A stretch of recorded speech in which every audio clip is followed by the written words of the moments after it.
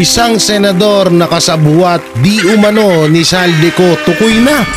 Eto, may papakita ho tayong video evidence na kung saan ay etong isang senador ay itinuturong kasabwat sa nakawan sa flood control.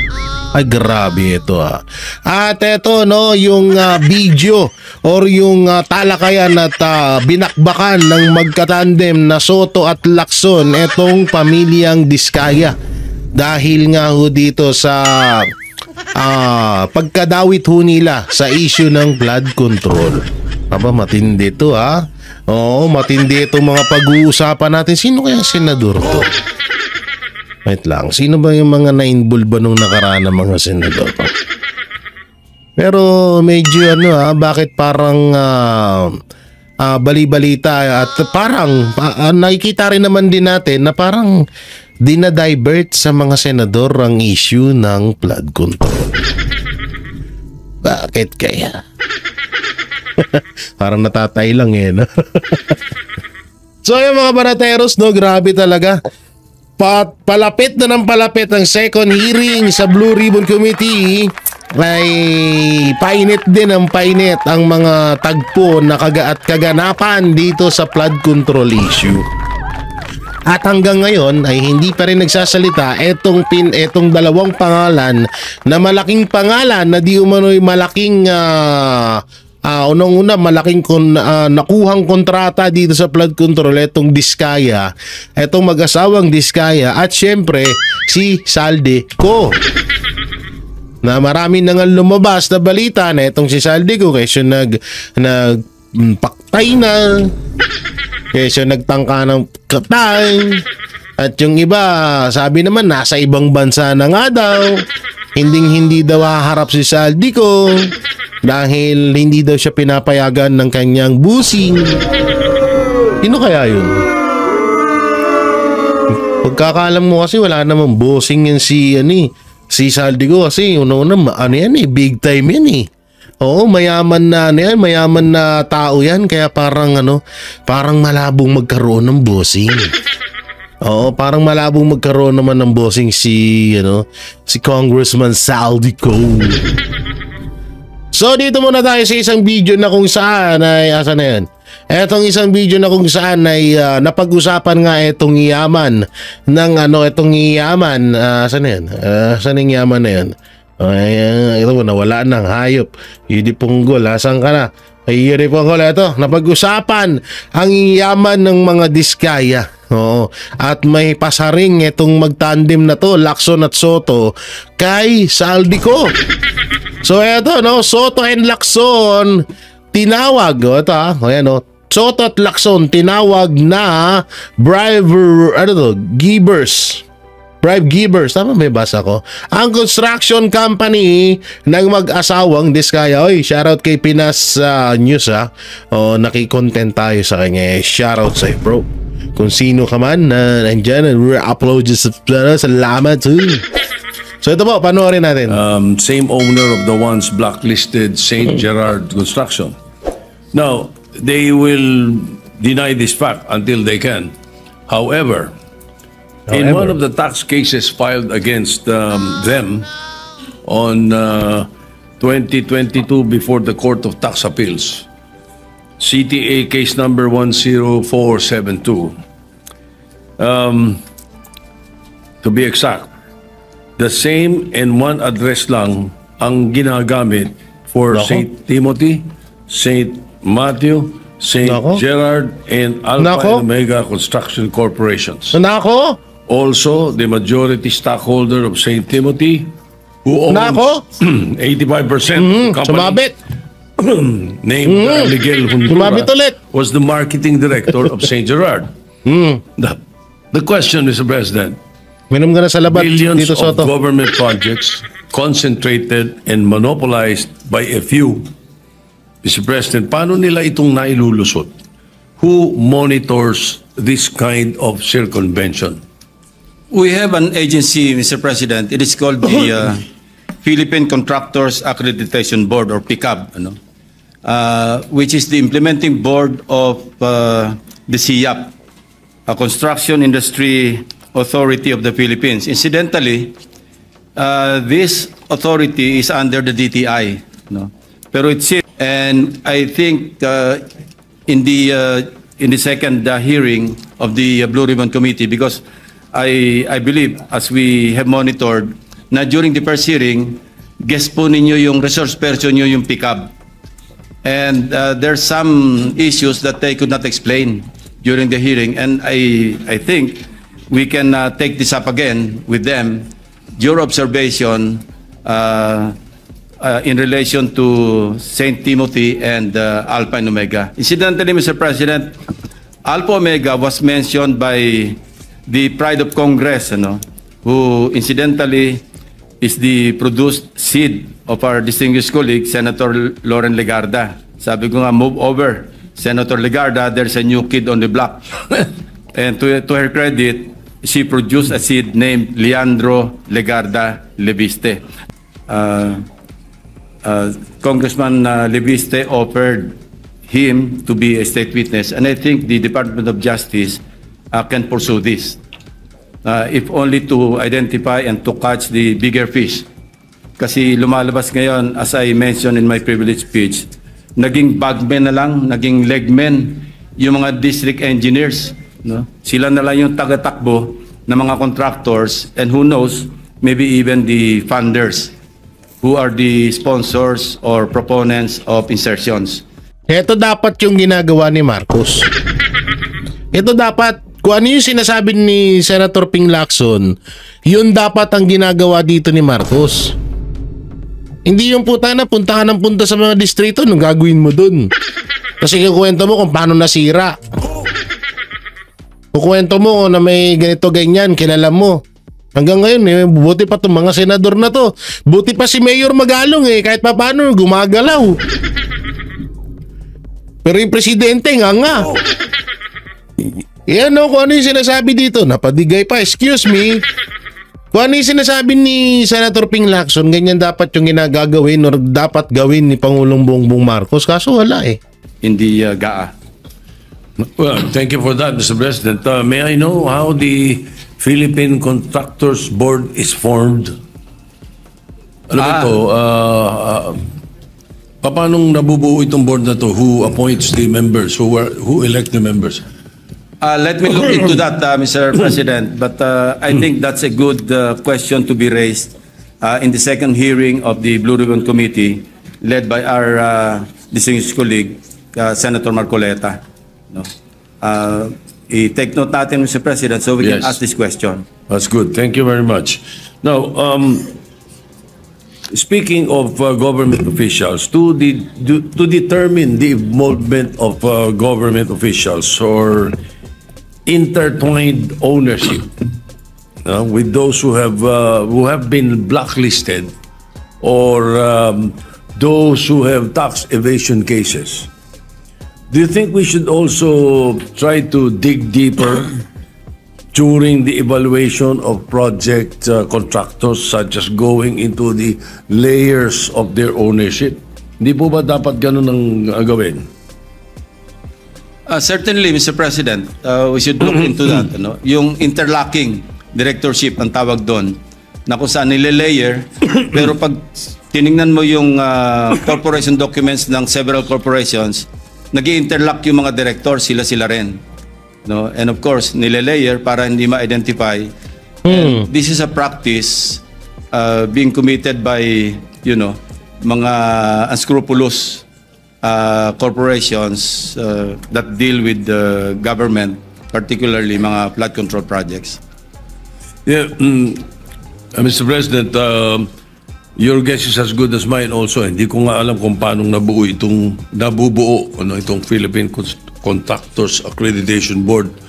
Kasi in 2023, the Bulacan River Project amounted to 96.4 million was deemed completed. However, upon the ocular inspection of the President, stated that more than 200 meters of revetment was not built. And the contractor is St. Timothy Construction Corporation. O sila na naman yun. So Sila na after naman this yun. anomaly, the PICAB, or yung Philippine Contractors Board, no? The PICAB license of St. Timothy was renewed from 2025 to 2027, allowing them to again participate in other massive government projects. How is this, how can this happen, Mr. President, Your Honor? Most likely, Mr. President, ghost project po ito. Yung minention nyo tama. na 96 million na peso flood control project. Ang nangyayari po kasi, Mr. President, as I also mentioned in my privilege speech, minsan yung lisensya ng contractor, hinihiram na lamang ng District Engineering Office. Naku po. At sila na nag-implement. Naku po. And the district engineer is the one, you know, upon receipt of the what we call project designation order. Naku po. Ayun ang mahirap dyan. Organized na siya, he will appoint the project engineer, PE. And he will also appoint yung inspector unit, yung mag-i-inspect. And even if hindi makumpleto yung project kasi nga ghost, no, mag-i-issue na rin sila ng tinatawag na Statement of Works Accomplishment. Puro papel po ang tumatakbo, ang umaandar without the project being completed. And I think there's a failure in the monitoring system of the Department of Public Works and Highways in the central office. Kasi meron silang monitoring office under, I think, under a USEC, ano, in the department. Ito yung nagmo-monitor ng progress ng lahat ng mga projects, not only flood control projects, but So yun naman pala DPWH, meron naman pala kayo nun eh. Senator Ping Lacson, nagtayo nga sila ng ng Anti-Corruption Investigation. Anti-Corruption Force. Para daw maiwasan na yung corruption. Samantalang sa kanila nanggagaling yun. all kinds of infra projects under the auspices or supervision of the Department of Public Works and Highways. So I don't know how high up yung syndicate, but it seems that the DPWH has become a playground of syndicates. Kasi nung sinabi nga ni Secretary Bonoan na isolated case ang first engineering district ng Bulacan, I did not believe him, Mr. President. Yun na. Kasi mismong ang presidente, pag nag-iikot sa iba't ibang lugar, may nakikitang ghost projects. I myself, my team, was able to validate this in Nauhan, in Sitio Dike, Barangay Apitong. And I was listening to this interview by Secretary Bonoan. Sabi niya, miscommunication lang daw with the barangay chairman na sinasabing yung project na sinasabing ghost project, ibang lugar daw. Well, ang sinabi niya, Kahit si Tito Soto di nakapaniwala. Ayun pero. Barangay Dike. Barangay, hindi raw sa Barangay Apitong. Sitio Dike, Mr. President, is in Barangay Apitong. And our basis for locating that particular ghost project declared as completed pero walang project na nangyari. Pinabalidate lang namin doon sa barangay Ang chairman lupit. and some residents na talagang wala silang nasaksihan na construction ng flood control projects in that area. Kasi isang sitio lang naman to, Mr. President. Yung Ang sinasabi niya, miscommunication, mali raw yung aming team, which I cannot accept, Mr. President. Kung tayo na kayo pa nagkamali ngayon. Ang lupit, palakpakan, DPWH. Because, you know, I have this habit of validating, counter-checking, validating again before I open my mouth, especially in a privileged speech, because I know I will be fact-checked. You know? And it really happened because andyan na yung media, nagpunta na doon sa mga binanggit kong ghost projects, and they were really fact-checking kung talagang ghost projects. And here comes the DPWH Secretary, no less, no, even accusing us, or insinuating at least, na mali kami. And mali rin daw yung media. So So, ngayon ano na, ang dami nang may mali. Tapos DPWH na ang tama, ang galing. how could the Bulacan First District Engineering Office be an isolated case kung laganap na yung kaso? Tama. And man you, Mr. President, yung ginawa namin, in-undertake lang namin mga case studies because I already anticipated that line na hindi isolated case yan. Actually, we were ready to deliver, I was ready to deliver my privilege speech after Nauhan or after Oriental Mindoro. Sufficient na po yung mga case studies doon. But I told my staff, let's wait a while, kasi sasabihin check yan, isolated case yung Oriental Mindoro. Let's go to other places. Luckily for us, Mr. President, the President launched 1 week after his SONA, he launched the Sumbong sa Pangulo .ph website. And it was very helpful actually. And it continues to help our netizens, the media, and other people concerned with the anomalous flood control projects. Ang laking tulong po sa amin because exact location, the website provided us with the exact grid coordinates. Kaya nga pati yung multo. Sa Naga lang naman nila ginaya yan. Ang una kong naglabas ng ganyang apps ay Naga. Doon sa lugar nila Lenny. Ito yung guni-guni nakita namin eh. Imagine, wala ka makikitang project pero natukoy pa rin ng aking team or teams kung saan nakalocate yung ghost projects. Why? Because of the Sumbong sa Pangulo website. Hindi makakaila, Mr. President. That's the reason why we were able to locate several ghost projects, mostly in Bulacan. Kasi as I also mentioned in my privilege speech, yung Bulacan First District Engineering Office, yun ang pinaka-notorious. At least from where I sit, Mr. President.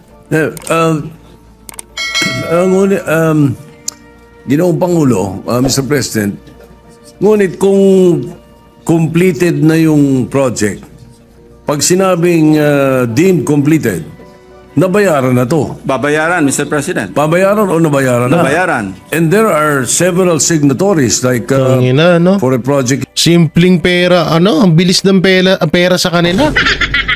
inspection, it has to be declared complete para ma-release yung payment. Pipirma dyan yung inspectorate team, yung assistant district engineer, and the district engineer, at kung sino-sino pa. Paano pong nakakalusot yan? Di alam nila lahat. Well, they should be held accountable and criminally liable, Mr. President. No, if not Correct. administratively, criminally. Kasi kung hindi negligence ito, may criminal may violation Sindikato. sa batas, Mr. President. Kasi Ay, why would sorry, you certify on something na hindi naman totoo? And that's the reason why, kasi naabuso na in the course of time, Mr. President, hindi na nagkasya doon sa tinatawag kong pie sharing.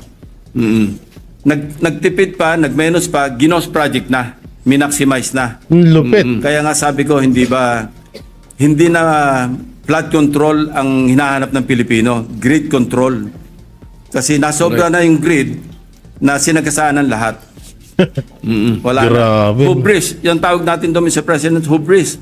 Kasi nahirate, and we also encountered cases or case studies wherein nag-ghost na, pinus pa yung lot harder, ginos pa ulit for the succeeding year. Kasi pagka Tara ba, ibig sabihin 2 beses ginawa. nag-ghost ka na, ang pantakip mo, yung succeeding year project, di ba? Yung napondohan na naman. Pagtakpa na yon, mahirap nang hanapin yung ghost kasi meron talagang project. So meron kami na-encounter na 2 beses pang ginost, pangatlo, saka palang ginawa, pero na-late na, inabot na ng Habagat, inabot na rin ng Krising, Dante, at saka Emong. Baka kung nung ginawa yon, nung napaisip or napag-isip-isipan ng kontraktor na gawin, baka nitong bandang nagkakaugungan na sa flood control. Ang lupit, no? Grabe, no? Biruin mo. Nung una sa flood control, nasa utak natin, babawasan yung mga materyales, doon kikickback, doon babawas. Halimbawa, 10 million ng budget sa isang distrito, gagawin 5 million lang, yun lang ang pagkakasyahin para sa flood control. Yun ang nasa isip natin. Bandang uli nagulat tayo na meron pang mas matindi. etong Ghost Project nga. Binamatindi pa dito, pag sinabing Ghost Project, wala kang makikitang ginawa pero nabayaran na. Ang malapit pa dito, nagkaroon ulit ng Ghost Project ng 2 beses sa isang proyekto. Ang lupit. Alak ng teteng. Ang tindi nyo, iba? Grabe. Talagang totoo nga yung sinabi nila na etong administrasyong Marcos ang the most corrupt in the history of the Philippines. Tindi, no? O at speaking of corruption, eto na nga, BIR gumalaw na. At ayan na nga, no, si Manong Ted ay eto, ibabalita ho sa atin. Pasok, Manong Ted! Itong mga diskaya, Ayan na. nabanggit nyo ho sa mga pribadong kumpanya, ito ho yung nabanggit namin sa customs ito sa inyo pong counterpart doon, no? Kay Commissioner Ariel. Sabi niya, abay, hindi basta-basta yan. Kukuha muna kami ng warrant, no? Para mapasok yung kanilang private property kasi hindi naman bodega ng importer yan. Kapag ganyan na meron pong sinasabi na 40 at ang karamihan doon napakamamahaling sasakyan, sa BIR po, paano ang inyong diskarte doon? Paano ang inyong galaw po doon? Ang ginagawa po natin, actually nagawa na po natin, sumulat na po tayo sa LTO para malaman kung ano-ano ba yung mga sasakyan na nakarehistro under sa kanilang mga pangalan at para makita natin yung in totality kung ilan po ito. So yan ang gagawin natin at yan nasisimulan natin pagka idadagdag po natin yan at ito-total natin bukod pa dun sa mga lupa na meron sila. So ongoing na po, malapit na po tayo matapos sa kanilang pag-audit. Uy, so nasimulan na po ninyo itong formally humingi ng informasyon sa DOTR LTO tungkol sa mga auto na ito. You're confirming that, ano po? Yes, opo. Opo. At naunamaan po namin, baka hindi kayo maaari makapaglahad kayo ng pinakahuling balita dito. Pero anong huling balita? Opo, kung mamarapatin po ninyo. Opo.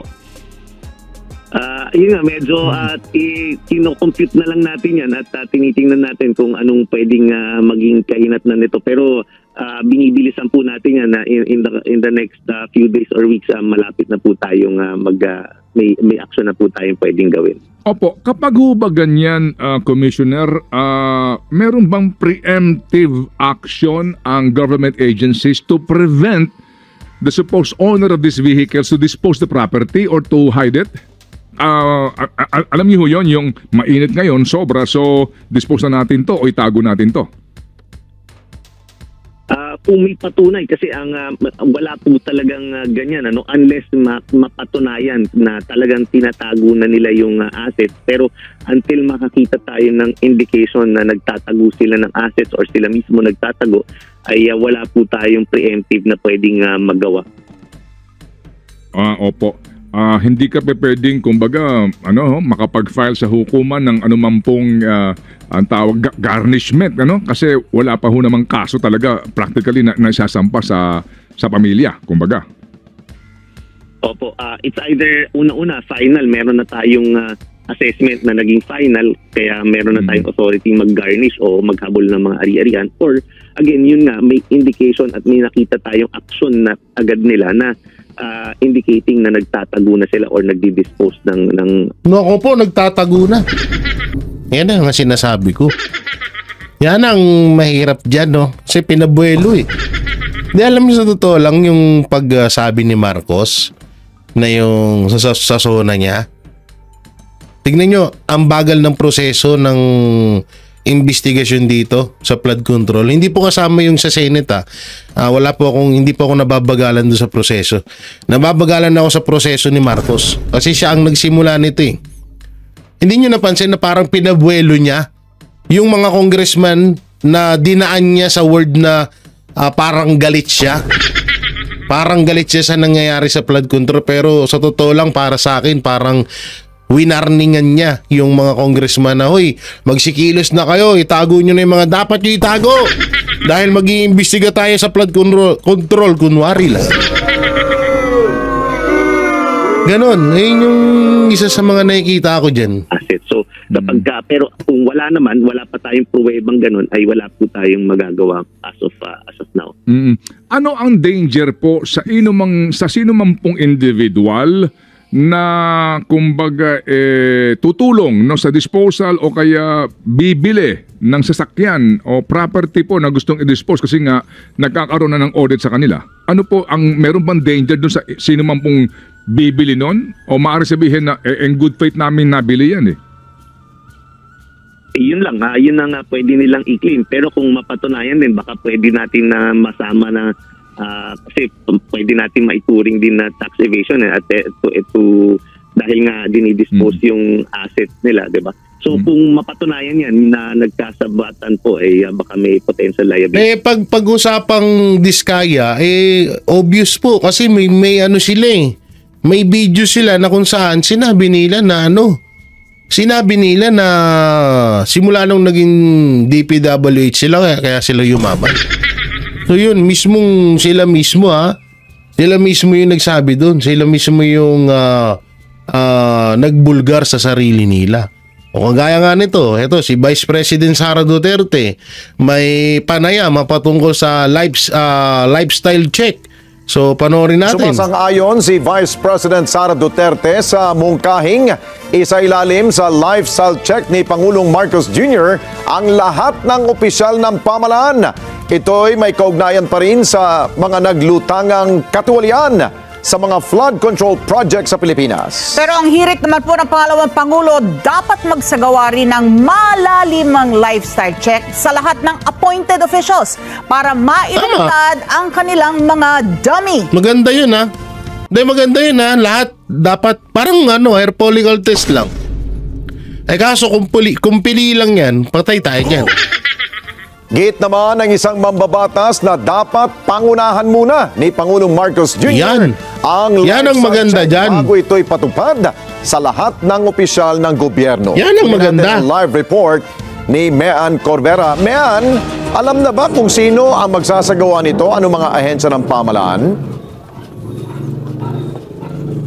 Alex, wala pang direktang utos kung sino talaga yung dapat magsagawa at manguna sa lifestyle check. Pero ang panawagan ng mga mambabatas, dapat si Pangulong Bongbong Marcos ang maunang sumailalim lang sa lifestyle check sa pamamagitan niya ng paglalabas ng kanyang salin.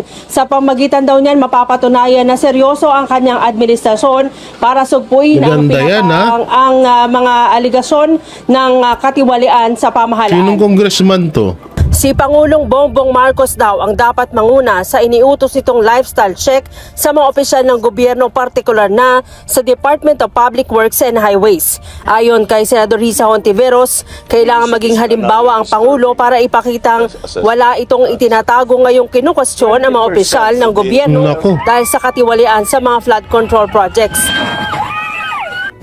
I suppose nung sinabi ni Presidente na magpa-lifestyle check at kahit limitado lang yun sa executive sa simula, I presume sinasali niya ang sarili niya. At kasama ka na rin doon. Sabi ng senador, dapat maging available rin sa publiko ang statement of assets and liabilities at net worth ng lahat ng government officials, kasama na ang mga cabinet members, para ipakita ang hindi sila nagkamal ng salapi o pinagkakitaan lang ang kanilang mga posisyon sa gobyerno. Ang SALN ay kinilalang public document at covered ng prinsipyo ng freedom of information. Kaya sinusuportahan ko rin yung panukalang Freedom of Information Bill na inihain na rin ni Minority Leader at ng ilan pa naming mga kasamahan dito sa Senado. So yes, kung nag-utos si Presidente ng lifestyle check, magandang halimbawa at pagpapakita din ng pamumuno kung kasamang ibubunyag yung kaniyang SALN. Kapwa naman naniniwala sina Senators Hontiveros at Amy Marcos na pangunahan rin ng mga mambabatas ang lifestyle check ngayong may utos na ang Pangulo sa Executive Department. Hindi ba dapat mauna kami? Overdue na yan, lifestyle check na yan. Kasi kung titignan mo yung mga Facebook nila, ikaw ang masisindak sa pinagmamalaking mga sasakyan, mga apartment sa ibang bansa, mga alahas na kakaiba. Kaya karapat dapat. Hindi, alam nyo, ginagawa lang, ginagawa tayong tanga. ni Marcos, sa totoo lang. Ba't pa kailangan mag-lifestyle check? Imbestigahan na agad. Pangalanan na agad yung mga congressman, contractor na involved dito. O, sabihin na natin congressman. Tapos i-impeach, ganun lang kadali. Puro may pa lifestyle check. Pinapahaba nyo ng pinapahaba yung issue eh. Sapat to. Lamang, wala naman sikreto, kitang-kita naman ebidensya, pambihira. Handa rin si Marcos na ilabas ang kanyang salin. Pero dapat pagkatapos ng lifestyle check, may maimbestigahan at maparusahan. Tama. Alam niyo, yung lifestyle check, umpisa pa lamang. Pagkatapos doon, iimbestigahan kung talagang may negosyo o may na negosyo. At higit sa lahat, dapat may makulong kasi parang wala namang ending to. Hindi natutuldukan itong mga lifestyle check. Eh, sabihin mo yan sa kapatid mo. Parehas kayong tulongges. Anak ng teteng, minapaikot-ikot nyo kami. Puro press release, puro banat, katakot-takot na birada, tapos ang ending, wala naman nakukulong. Ano ba yun? Dapat may kasamang negative na reinforcement naman. Kung yan ay incentive or positive reinforcement, yung negative reinforcement ay yung sinabi din ni Senator Ping sa interpellation kahapon. Ulul. Yung kasiguruhan na mahuhuli, mapoprosecute, at kung found guilty, mapaparusahan. Mungkahi naman ni Vice President Sara Duterte, isama sa lifestyle check ang mga appointed officials kasama na ang kanilang mga dummies. Hindi na idinetalye ng pangalawang Pangulo pero may mga public officials umano na gumagamit ng kanilang dummy para itago ang kanilang kayamanan. Dapat lang. At hindi lang yung elected public officials, pati yung mga appointed public officials, at hindi lang yung mga yung on the surface na sasabihin natin kung ano yung nakalagay sa salin. Dapat deep dive kung sino yung mga dummy, ilabas yung mga dummy ng mga public officials. Hinimok niya rin ang Pangulo na palawakin pa ang investigasyon hindi lang sa flood control projects kundi sa iba pang infrastructure projects na umano'y pinaghati-hatian rin ng mga mambabatas. Diretso nilang kinuha ang school building program, ang SDP, at pinaghati-hatian nila sa loob ng House of Representatives. At diretso nilang inattach yung listahan nila doon sa GAA version, House version ng GAA, at inakyat nila sa Senate. In fact, during the Senate hearing ng Department of Education, lumabas yun at tinanong yun ni Senator J.B. Estrada. Pero nung nagsabi kami, at alam yun ni BBM, wala naman siya reaction.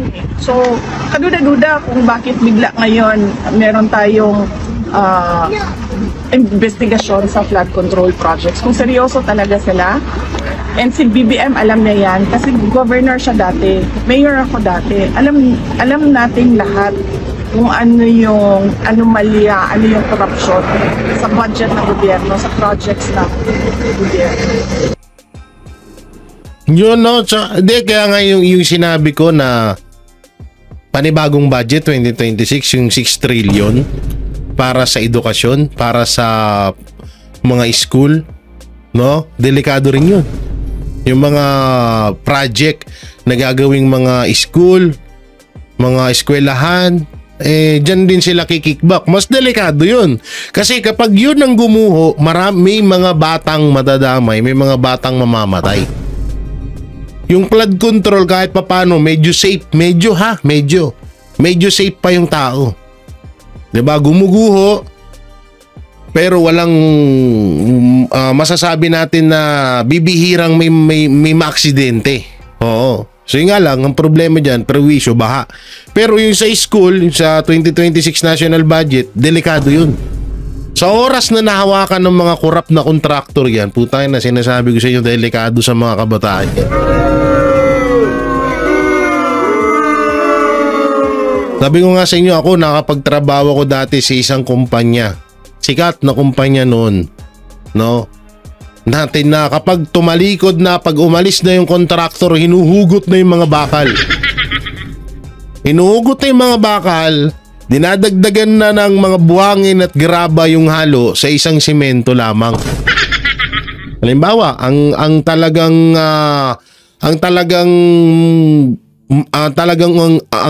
urig na paano ba natin may di-deliver? Ang talagang maximum or order, ang talagang order ng kumpanya or ang talagang order ng contractor, ng inspector. Ang halo ay 3 buhangin at 2 graba lamang sa isang sakong simento. Kasong nangyayari hindi ganyan. Pag umalis na inspector, ang gagawin 5 buhangin, 4 na sakong graba ang ilalagay sa isang sakong simento. So anong kakalabasan nun? Sobrang tabang na. Ang masama pa dito, yung bakal na imbis na paganyan at meron pang dawi, meron pang gitnaan na 2, magiging 4 na lang. Yun yung masaklap dyan. So ilan yun? 1, 2, 3, 4, 5. Tapos may 2 pa yan, 6, 7. Tapos magiging 4 na lang. So sad. So ibig sabihin yung 3 dun hinugot. 'Di ba? Ganun sila mang-kickback pagdating sa school. Kaya nako, delikado yung 2026 national budget na yan. Tapos magkano yan? 6 trillion. Nako po! Public officials. Today.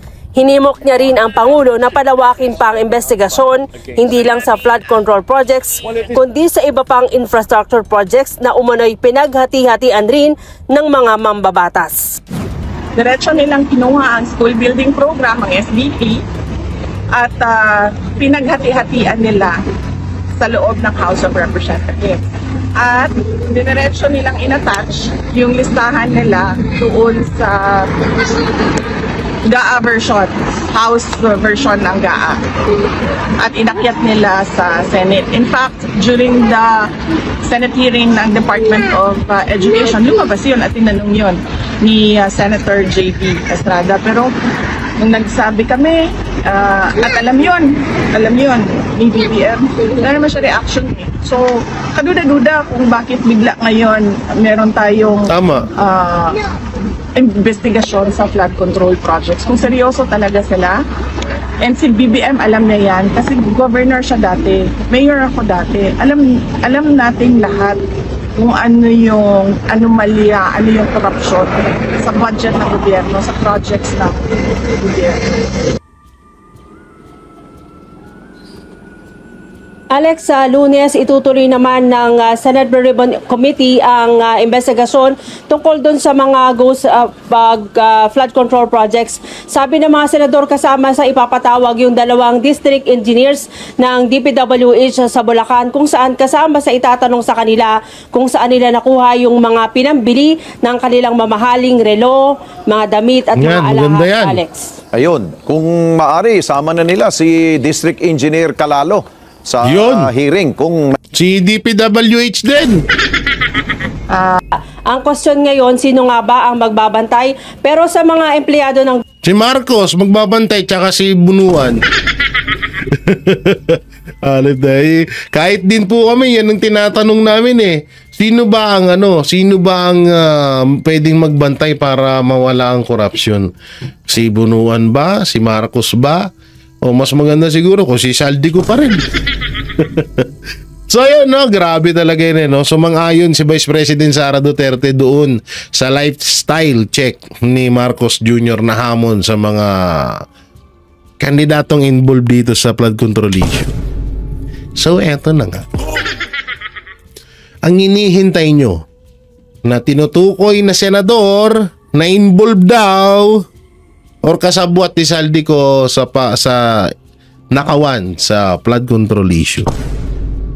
So sino nga bang senador ito? Ito po at panoorin natin. Sa gitna ng flood control scandal, isa na namang video ang lumutang sa tila ugnayan ni Ito na, isa na namang video ang lumutang. Isang video ang lumutang, eto na. Sino kaya? Senador Joel Villanueva at controversial district engineer Henry Alcantara. Yan ang agenda report ni Dexter Ganibe ng Abante. Paktay. Hindi lang po bilang district engineer. Yan ang throwback video ng talumpati ni Nooy DPWH Bulacan First District Engineer Henry Alcantara sa inaugurasyon ng pagsasaayos ng Bambang Bridge sa Bocaue, Bulacan at ng bagong Pagoda View Deck. Dito, ikinuwento ni Engineer Alcantara ang pangungulit sa kanya ni Senator Joel Villanueva para sa kakailanganing budget upang maayos ang tulay at maitayo ang view deck sa tabi nito. Naku po! Nakausap ako ni Sen, ano ba yun, magkano pa kulang natin dyan? Kasi talaga po kinukulit siya. Anyway, eto na po tayo ngayon. Isang matatag na proyekto na inilaan ng ating buting senador at ang kanyang pamilya. Sa report ng Philippine News Agency, kabuang 68.84 million pesos ang nilaang budget para sa nasabing proyekto na sinimulan noong 2019. Ayon kay Alcantara, ang Top Notch Construction ang gumawa ng proyekto. Isa ang top notch sa 15 kontratista na pinangalanan ni Pangulong Bongbong Marcos na nakakuha umano ng pinakamalaking budget sa flood control projects. Nako. Una ng dumistansya si Ayan na kitang-kita. Paktay tayo dyan. Sa issue ng maanumalyang flood control projects na nadiskubre sa Bulacan. Naglabi po ba ako sa inyo ng kahit na ano o kahit isang flood control project, contractor, etc. in my public service career?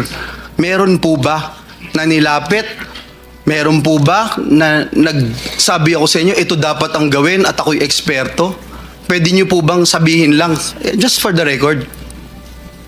Well, for the record, Your Honor, I don't recall anything that came from you to propose any flood control project.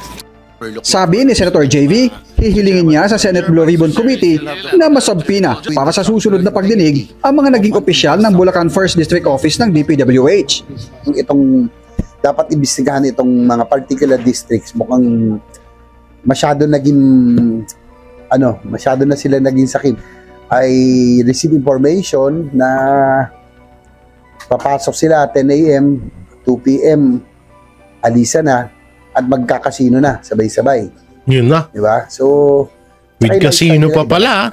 Dapat yan ang imbestigahan. Una nang sinabi ni Senator Panfilo Lacson na maaring may mga senador ang nakinabang sa mga infra project ng pamahalaan. Kaya may rekomendasyon siya sa Malacanang kaugnay ng isumbong sa Pangulo website. If it's not asking too much, I would like to propose that the Sumbong sa Pangulo website be expanded to cover other infrastructure projects, hindi lang flood control. It will really help a lot because it helped us a lot. Kasado na sa Lunes ang ikalawang pagdinig ng Senate Blue Ribbon Committee sa mga anomalya sa flood control project ng gobyerno. So yun ang may kukomento ko lang dito. Saan na yun? Mas maganda yan. Diyan sa magkasama sila yan. Mas maganda yung view eh. May komento ko dito. Hindi natin pwedeng paniwalaan agad yung sinabi ni Congressman Alcantara. Hindi natin pwede agad paniwalaan yun. Pwedeng ginamit niya lang yung salitang yun para kasi noong mga panahon na yun siguro nangangandidato itong si Villanueva. Pwede niya sabihin na ganun, pang hatak sa tao bayan. At hindi rin natin pwedeng agad baliwalain to. Naisipin agad natin na hindi talaga involved dito si Senador Villanueva. At pwede naman din nating isipin na ito ay katulad lang nung kay Senator Chis Escudero na isa ring demolition job para malihis ang issue kay Alcantara at mapunta kay Senator Villanueva. Yan yung nakikita ko. Pwedeng ganun ang mangyari kasi unang-una, pagputok ng issue sa flood control, Villanueva at Chis Escudero agad ang lumabas na mga pangalan. Diba? So alam mo na agad na parang may mali. May mali talaga. Pangatlo, bakit hindi kaya paimbestigahan ni Marcos Jr. etong si Alcantara para it's a tie? Papaimbestigahan kung totoo man itong dawit si Senador Villanueva, ganun din sana si Alcantara. Kaso ngayon ang nangyayari, puro na lang turuan. Tinuturo ni Alcantara si Villanueva. Sabi naman ni Villanueva, si Alcantara. Sabi ni Marcos, kilala niya yung mga wala naman nananagot. Sabi ng DPWH, wala silang alam sa mga ganyan, pero alam daw nila may ghost project. Wala daw silang alam. Mga congressman daw at contractor daw dapat ang tanungin. Tinanong yung contractor, tinuturo DPWH. Saan tayo pupunta? Ang hirap niya, ha? Pero kung sakali man, kahit na sabihin na natin na kumampi itong si Joel, or hindi naman kumampi, isa to sa mga bumoto sa archive ng impeachment laban kay Vice President Sara Duterte, hindi ibig sabihin nun ay kakampihan na natin agad siya. So syempre kapag dawit pa rin siya dyan sa flood control issue na yan, ay hindi pa pwede. Babanatan at babanatan natin siya. Ganun yun. So yan mga Banateros, mga kabiyaya, anong may kukomento nyo ho dito? Kasabwat ba ni Saldico eto si Senador Villanueva? Comment nyo lang po dyan sa baba. At syempre, don't forget to like, share, comment and subscribe sa ating YouTube channel. Pindot na lang ni po yung bell button para lagi kayo updated sa ating mga video araw-araw. Pakidamay na rin yung join button at super thanks natin dyan. Maraming salamat. Mega live shoutout sa inyong lahat. Ingat kayo palagi. God bless and peace and bye-bye.